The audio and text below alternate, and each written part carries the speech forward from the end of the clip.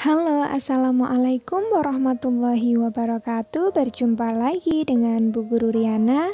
Pada kesempatan kali ini kita akan belajar tentang hak dan kewajiban terhadap hewan.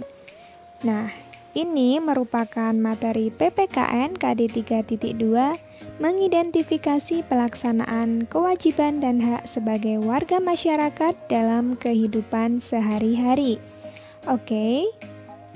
Nah, di sini hak dan kewajiban terhadap hewan peliharaan. Hewan peliharaan adalah hewan yang hidup di rumah bersama manusia.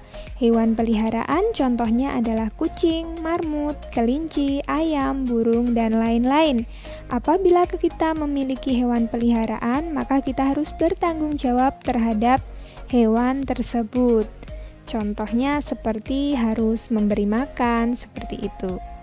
Nah, di sini hak hewan peliharaan yang pertama bebas dari rasa lapar dan haus, bebas dari ketidaknyamanan, penganiayaan dan penyalahgunaan, bebas dari rasa sakit, bebas melakukan aktivitas bergerak dan berkembang biak sesuai perilaku alaminya, bebas dari rasa takut dan tertekan, serta mendapatkan kandang yang bersih. Nah, kewajiban kita terhadap hewan peliharaan adalah memberi makan dan minum hewan peliharaan, membersihkan atau memandikan hewan, memberikan kandang yang baik, membersihkan kandang, mengobati ketika sakit dan memberi vaksin penyakit, serta memberikan perhatian dan kasih sayang kepada hewan-hewan peliharaan milik kita, seperti itu. Nah, selanjutnya apa saja manfaat hewan peliharaan bagi manusia? Di sini ada, kita bisa mendapatkan hiburan, bisa dikembangbiakkan dan menjadikan sebagai mata pencaharian, bisa sebagai bahan penelitian, seperti tikus itu bisa digunakan sebagai bahan penelitian, juga bisa digunakan sebagai hiasan, contohnya ikan di akuarium. Jika kita tadi sudah membahas tentang kewajiban terhadap hewan peliharaan, nah di sini ada hewan langka. Hewan langka itu adalah hewan yang sangat sulit dicari karena jumlahnya terbatas. Di Indonesia sendiri ada banyak hewan langka, contohnya harimau Sumatera, badak bercula satu, orang utan, jalak Bali, dan lain-lain. Nah, bahkan ada juga hewan yang sudah punah, yaitu harimau Jawa. Nah, apa saja kewajiban kita terhadap hewan langka? Mari kita pelajari bersama.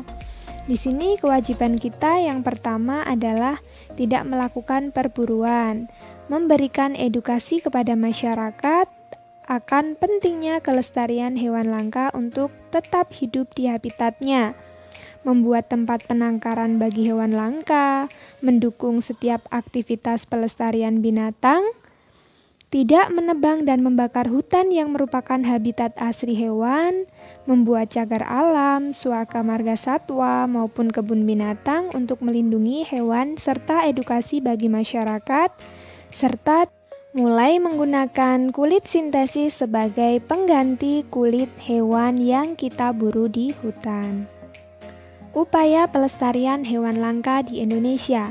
Pelestarian hewan merupakan tanggung jawab bersama baik masyarakat maupun pemerintah. Pelestarian hewan yang dilakukan pemerintah secara garis besar dapat dibedakan menjadi dua, yaitu pelestarian in situ dan pelestarian ex situ. Mari kita pelajari lebih lanjut. Pelestarian in situ adalah pelestarian yang dilakukan pada tempat asli hewan atau tumbuhan tersebut.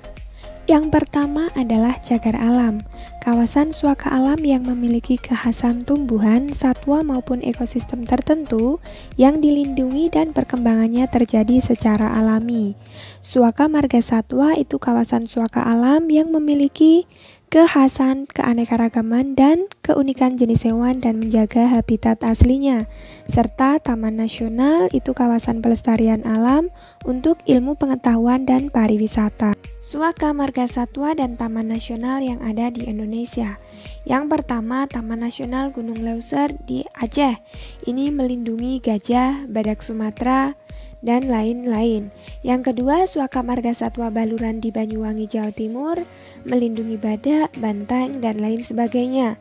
Yang ketiga, Taman Nasional Pulau Komodo dan Pulau Rinca di NTT melindungi komodo.